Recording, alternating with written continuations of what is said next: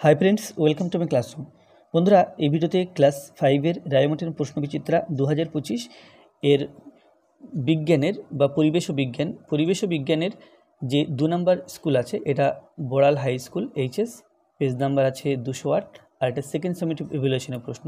তো এর এক দাগ থেকে পরপর সমস্ত প্রশ্নগুলো উত্তর করব। তো শুরুতেই বলবো, আমার চ্যানেলে প্রথমে থাকলে অবশ্যই চ্যানেলটি সাবস্ক্রাইব করবে এবং ভিডিওটি অবশ্যই তোমার বন্ধুদের সাথে শেয়ার করবে। আর ফেসবুক থেকে দেখে থাকলে আমার পেজটিকে অবশ্যই লাইক করবে এবং ফলো করবে। তাছাড়া কী ধরনের ভিডিও পেতে চাও বা কোন চ্যাপ্টারের উপরে ভিডিও পেতে চাও, অবশ্যই সায়েন্স গ্রুপের উপরে তোমরা কমেন্টের মাধ্যমে জানাও, তাহলে তোমাদের পছন্দ অনুযায়ী ভিডিও আপলোড করা হবে। তো এখানে এক দাগে দেখো, এক দাগে আছে এমসিকিউ বা সঠিক উত্তরটি নির্বাচন করো। সঠিক উত্তর নির্বাচন।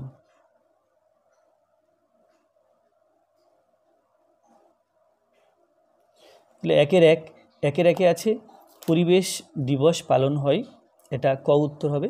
5ই জুন আমরা জানি বিশ্ব পরিবেশ দিবস। পরিবেশ দিবস বা বিশ্ব পরিবেশ দিবস সেটা 5ই জুন পালিত হয়। বঙ্গোপসাগরের উপকূলের একটি স্থান হলো, তাহলে যে অপশানগুলো দেওয়া আছে তার মধ্যে গ উত্তর হবে। বঙ্গোপসাগরের উপকূলে অবস্থিত একটা স্থান হলো দীঘা, কারণ দীঘাটা আমরা জানি যে দীঘায় সমুদ্র আছে, আর সেই সমুদ্র হলো এই বঙ্গোপসাগর। তারপরে 3, বঙ্গভঙ্গ হয়েছিল যে বছরে, তা হলো এটা 1905 খ্রিস্টাব্দে বা 1905 সালে বঙ্গভঙ্গ হয়েছিল।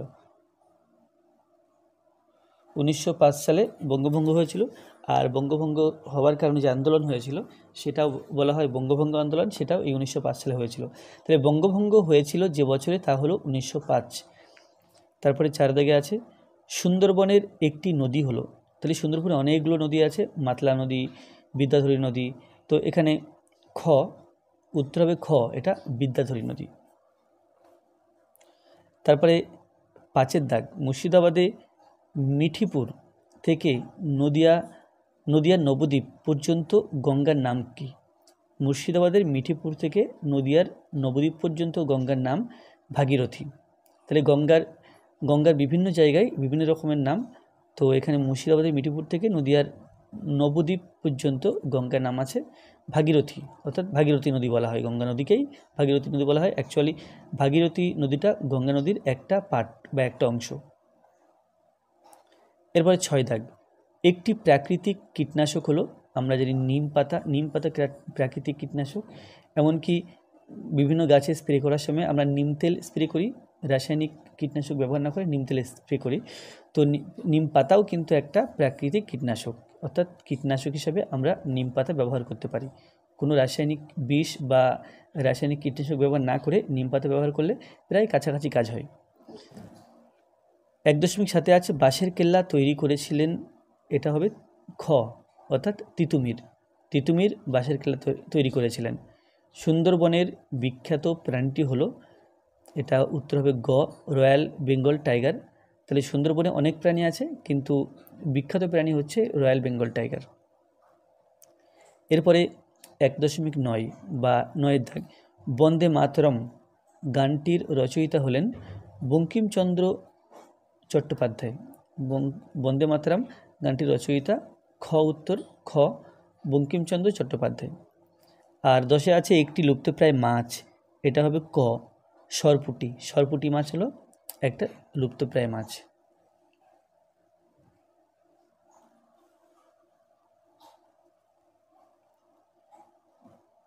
আচ্ছা, এরপরে 2 দাগে একে আছে স্বাধীন ভারতের প্রথম প্রধানমন্ত্রী ও প্রথম শিক্ষামন্ত্রী কে ছিলেন? আমরা জানি স্বাধীন ভারতের প্রথম প্রধানমন্ত্রী ছিলেন জওহরলাল নেহেরু, আর প্রথম শিক্ষামন্ত্রী ছিলেন আবুল কালাম আজাদ। তাহলে প্রধানমন্ত্রী জওহরলাল নেহেরু, শিক্ষামন্ত্রী আবুল কালাম আজাদ। নাম্বার 2.2 অর্থাৎ 2 দাগ, তরাই অঞ্চলের মাটি উর্বর কেন? তাহলে উত্তর হবে তরাই অঞ্চলের একটি বিরাট অংশ তিস্তা, মহানন্দা প্রভৃতি নদীর পলি জমার ফলে তরাই অঞ্চলের মাটি উর্বর হয়। আমরা জানি পলি মাটি সবসময় উর্বর হয়, অর্থাৎ নদীর উপকূলবর্তী অঞ্চলে যে পলি মাটি জমা হয়, সেই পলি মাটিগুলো চাষবাসে খুব ভালো হয় পলি মাটিতে। তো তরাই অঞ্চলের একটা বিরাট অংশে তিস্তা নদী আছে, মহানন্দা নদী আছে, যার ফলে কি হয়, অনেক পলি জমার সুযোগ পায়, সেই জন্য তরাই অঞ্চলের মাটি উর্বর হয়।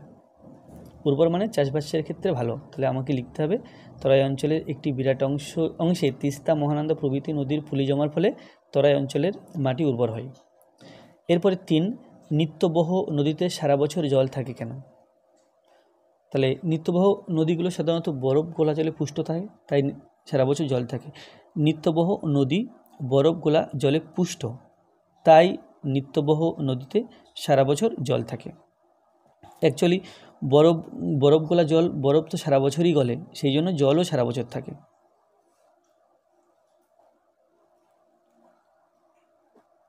এরপর আছে পশ্চিমবঙ্গের রাজধানী কোথায়, কোন শহর? তাহলে পশ্চিমবঙ্গের রাজধানী কোন শহর? এর সাথে আছে পশ্চিমবঙ্গের কোন শহরটির প্রাচীন নাম তাম্রলিপ্ত। তাহলে পশ্চিমবঙ্গের রাজধানী হলো কলকাতা, এটা হলো পশ্চিমবঙ্গের রাজধানী। আর তমলুক যেটা আছে, তমলুকের প্রাচীন নাম তাম্রলিপ্ত। তাহলে তাম্রলিপ্ত হলো তমলুকের নাম। এরপর 5 দাগ, কাজু বাদাম ও আম চাষের জন্য পশ্চিমবঙ্গের কোন কোন জেলা বিখ্যাত? আমরা জানি কাজু বাদামের জন্য পূর্ব মেদিনীপুর বিখ্যাত, আর আমের জন্য মালদা বিখ্যাত। এখানে একটা কনফিউশন চলে আসে, এটা মাঝে মাঝে এমসিকিউতে দেয় যে দীঘা অপশানটা থাকে, তাহলে পূর্ব মেদিনীপুর এবং দীঘা একই জায়গা, অর্থাৎ পূর্ব মেদিনীপুরে দীঘা আছে, আমরা যদি বলি দীঘাতে কাজু বাদাম ভালো হয়, বেশি হয়, সেটাও ঠিক আছে। আবার পূর্ব মেদিনীপুরে কাজু বাদাম যদি লিখি বেশি হয়, সেটাও ঠিক আছে। কিন্তু এখানে পশ্চিমবঙ্গের কোন কোন জেলা উল্লেখ করা হয়েছে, দীঘা তো আর জেলা নয়, পূর্ব মেদিনীপুরটা হলো জেলা, সুতরাং কাজু বাদাম ক্ষেত্রে আমরা জেলার নাম লিখব পূর্ব মেদিনীপুর, এখানে দীঘা লিখব না। আর আম হয় মালদাতে।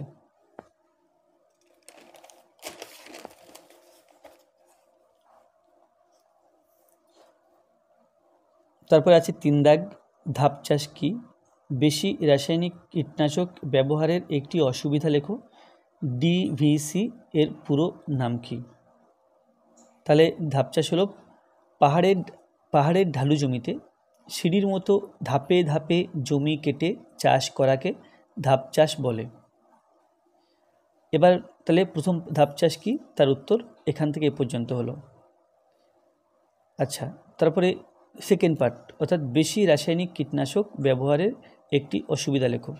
তাহলে তার জন্য আমরা এখান থেকে লিখব, বেশি রাসায়নিক কীটনাশক প্রয়োগ করলে তার প্রভাবে চাষের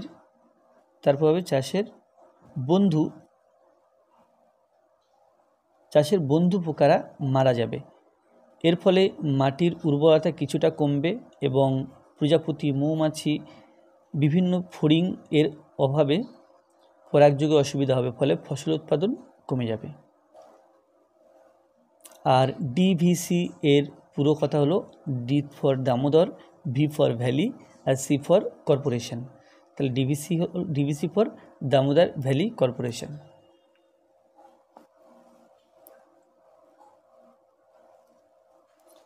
এরপরে ওটা 3-এর 1 হয়ে গেল, এবার 3-এর 2।